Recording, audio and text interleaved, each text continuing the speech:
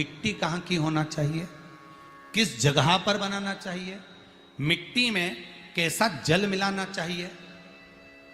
जब शिवलिंग का निर्माण करें, शंकर के शिवलिंग को जब बनाए तो सबसे पहले कैसे बनाए, उस तक का विधान शिव महापुराण में और लिंग पुराण में कहा गया। महाराज कहा, क्यारे की मिट्टी हो, क्यारा मतलब समझिएगा जिस मिट्टी पर कोई गंदगी ना करी गई हो, ऐसी जगह का कोई भाग मिट्टी का लाया जाए जहां कोई गंदगी ना करे। शिव महापुराण की कथा कहती है। देखो, पिछले वर्ष के लॉकडाउन से लेकर अभी तक की जो कथाएं आप लोग सुने हैं, उसमें शिवलिंग मट्टी का किस तरह से बनाया जाए और कैसी मट्टी हो और उसमें पानी कैसा मिलाया जाए, कैसा शिवलिंग तैयार करा जाए, उसका विधान वर्णन नहीं कर पाए, परंतु आज कथा निकली है तो उसको सुन लो। क्यारे की मिट्टी, क्यारे की मिट्टी मतलब जिस मिट्टी पर कोई गंदगी ना करी गई हो, ऐसी जगह की मिट्टी को लेकर जाए। और मिट्टी को लाने के बाद थोड़ा पानी का सींचन कर दें, अर्थात घर में लाएं तो उससे पहले मिट्टी को पवित्र करें। अपने घर में गंगा जल रखा हो, यमुना जल रखा हो, सरयू जी का जल रखा हो, उससे मिट्टी का सींचन कर दें। मान लो अगर ये जल नहीं भी है तो जल के अंदर थोड़ा सा इत्र डालकर मिट्टी का सींचन करें। अगर इत्र भी नहीं है तो जल के अंदर थोड़ा सा दूध डालकर मिट्टी का सींचन करें। दूध भी नहीं है तो एक बेलपत्री जल के अंदर डालकर उस पानी का सींचन करें। बेलपत्र भी नहीं है, पीपल का पत्ता डालकर उसका सींचन कर दें। पर मिट्टी पर घर में लाते से ही, ये नहीं कि मिट्टी आज लाए और तुमको शिवलिंग कल बनाना है, तो मिट्टी अगर 1 दिन पहले लाए हो, 2 दिन पहले लाए हो, 4 दिन पहले लाए हो, तो उसी दिन जल का सींचन होना चाहिए। ये नहीं कि जिस दिन बनाएंगे उस दिन सींचन होगा। मिट्टी पर पानी का छींटा, सींचन भले ज़्यादा मत डालो, पर छींटा तो उस दिन लगा देना चाहिए जिस दिन घर में मिट्टी लेकर आए हो, जिस दिन लेकर। फिर भले तुम शिवलिंग 15 दिन बाद बनाओ, 8 दिन बाद बनाओ, 10 दिन बाद बनाओ, 3 दिन बाद बनाओ, पर उस समय पर मिट्टी का सींचन उस समय हो जाना चाहिए।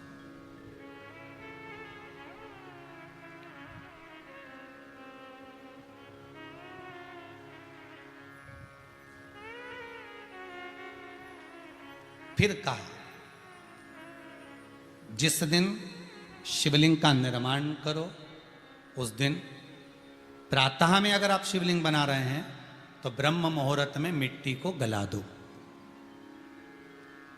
किस पानी से गलाना है उसका भी प्रमाण, उसका भी शास्त्र वर्णन कर रहा है। किस जल से गलाया जाए, शिव महापुराण की कथा कहती है अगर आपको आज शिवलिंग का निर्माण करना है, शाम को आप शिवलिंग का निर्माण कर रहे हो, तो अपने पानी का जो मटका होता है, हंडा होता है, रसोई घर में जहां पानी भर कर रखते हो, उसके नजदीक में एक कलश जिसमें अलग से ताजा जल भरा जाए और उस पर प्लेट ढकी हो और उस पर एक चावल का दाना रखा हो, उस जल को लेकर आओ।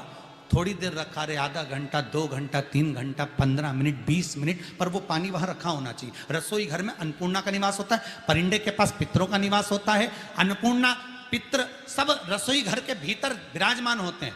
शास्त्र कहता है 33 कोटि देवता एक समय के लिए, एक क्षण के लिए हमारे रसोई घर में प्रवेश करते हैं। इसलिए रसोई घर को तुम पूरे घर को स्वच्छ रखो ना रखो, पूरे घर को तुम साफ रखो ना रखो, पर रसोई घर एकदम क्लीन होना चाहिए, साफ होना चाहिए, स्वच्छ होना चाहिए। आज के जमाने में तो खैर गया, पर पहले जब मट्टी के चूल्हे होते थे, जब चूल्हा बंद होता था तो उसको गीला कर कर, गोबर को या पानी में उसको गीला कर कर, एक कपड़े को गीला कर कर पूरे चौके को, रसोई घर को पोंछा जाता था। मिट्टी का होता था वो, तो भी उसको पोता लगाते थे, पोंछते थे।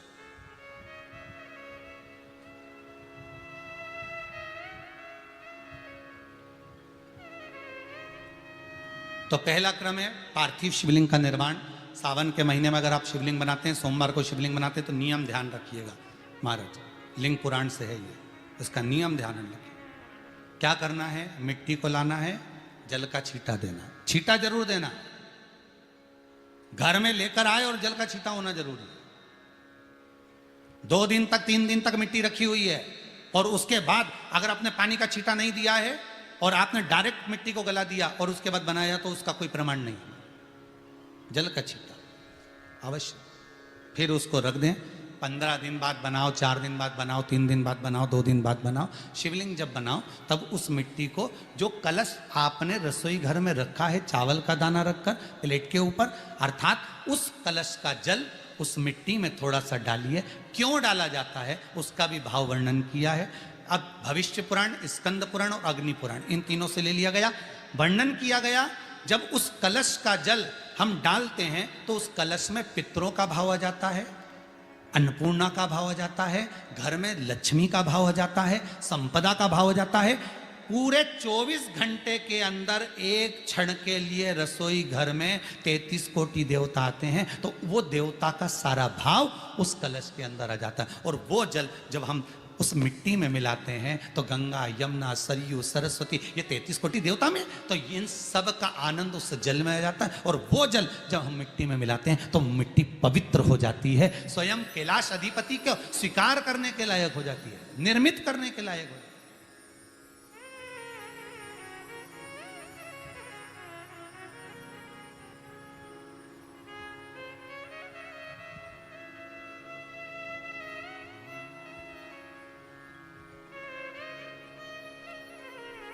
शिवलिंग का निर्माण। अब शिवलिंग का निर्माण कैसे करना? मिट्टी में गला दिया पानी में। सबसे पहले शिवलिंग बनाने से पहले पात्र जो होता है उसके नीचे एक बेलपत्र रखी जाती है। क्या रखना है? एक बेलपत्र। शंकर को झेलने के लिए कोई साधारण नहीं है पात्र जिस पे झेला जाए। स्वयं गंगा शिव की जटा में, और आप शंकर के शिवलिंग का निर्माण कर रहे हो, कोई साधारण नहीं हो सकता। स्वयं आप विदेश्वर संहिता के अंतर्गत पढ़े कि ब्रह्मा और विष्णु, ब्रह्मा ऊपर जा रहे हैं, भगवान विष्णु नीचे जा रहे हैं, तो पता नहीं कर पा रहे कि यहां चरण कहां पर और शीश कहां पर है, उसको जान ही नहीं पा रहे।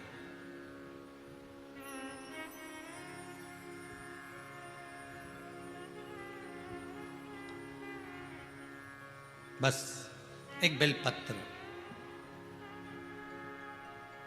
साधारण भाव में बेलपत्र भी सीधा भाग, और इस बेलपत्र की जो डंडी है वो उत्तर दिशा में रखना है थाली के अंतर्गत। जब आप शिवलिंग का निर्माण करें उत्तर, इसके ऊपर जो गलाई हुई मिट्टी है वो डाल दीजिए, और डालने के बाद सबसे पहले शिवलिंग का स्वरूप बनाना है। सबसे पहले नीचे की जलाधारी नहीं बनाना।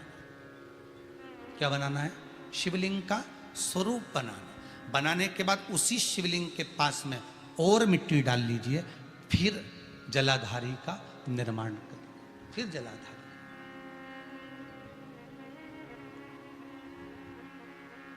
शिवलिंग जलाधारी निर्मित हो गई। शंकर जी का संपूर्ण परिवार शिवलिंग में रहता है, आपको पहले भी कहा। भगवान भूत अधिपति भूतेश्वर भगवान शिव का संपूर्ण परिवार शिवलिंग में, पहले भी कथा में कहा, आज फिर आपको वर्णन कर देते हैं। जैसे ये जलाधारी है गोल, ये चरण है, ये शिवलिंग है। ये जो गोल भाग है जहां पर भगवान शंकर का शिवलिंग रखा है, ये पार्वती जी का हस्त कमल है। जहां से पानी नीचे गिर रहा है, इसके राइट भाग में श्री गणेश जी का स्थान, लेफ्ट भाग में श्री कार्तिकेय जी का स्थान। बीच में जो एक मोटी सी लाइन होती है जलाधारी में, वो पार्वती जी के सुंदर पुत्री अशोक सुंदरी का स्थान। शंकर जी के ऊपर जो तिकोनी रखी रहती है, उसके ऊपर से जो जल बूंद बूंद नीचे गिरता है, ये जो पानी बूंद बूंद नीचे गिरता है, या आप कलश से जल चढ़ाते हो या आप श्रृंगी से जल चढ़ाते हो, तो ये जो पानी गिर रहा है, ये शंकर भगवान की 5 पुत्रियां, जया, विषहरा, शामरी बारी, दौतली और देव, ये शंकर जी की 5 बेटियां, 5 पुत्री। कार्तिकेय भी है, गणेश भी हैं, अशोक सुंदरी भी है, शंकर जी की 5 बेटियां भी हैं, शंकर भी है और पार्वती भी। अर्थात शिव जी के परिवार में आपको गणेश जी की पूजन अलग करने जाने की जरूरत नहीं पड़ेगी, शंकर के परिवार में पार्वती जी की पूजन अलग करने जाने की जरूरत नहीं पड़ेगी, कार्तिकेय की पूजन अलग जाकर करने की जरूरत नहीं है। शंकर का परिवार शंकर के शिवलिंग के साथ में उस जलाधारी में संपूर्ण परिवार शंकर का विराजमान है, संपूर्ण परिवार, कुछ भी नहीं, संपूर्ण और पूरा परिवार है महाराज।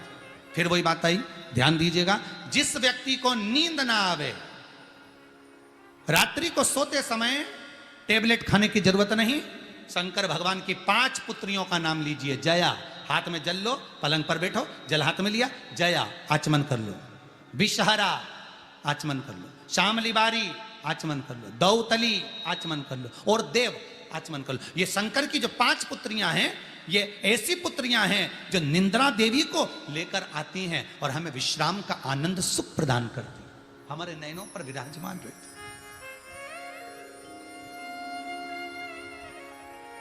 हाँ, यदि विवाह नहीं हो रहा, शादी नहीं हो रही है, बहुत समय से लगन देख रहे हो, शादी नहीं हो रही, बहुत समय से परेशान हो गए कि विवाह ही नहीं हो रहा, हम तो टेंशन में पड़ गए, लड़की 28 साल 30 साल का लड़का हो गया, विवाह नहीं हो रहा, कुछ मत करो।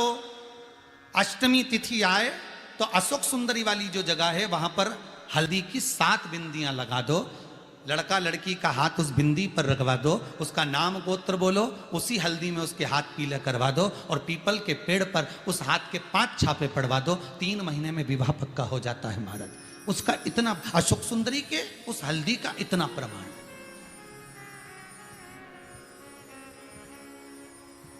3 माह के अंतर्गत विवाह नक्की हो गया। इतना इतना प्रमाण है महाराज। भगवान शिव की आराधना का कोई साधारण फल है महाराज।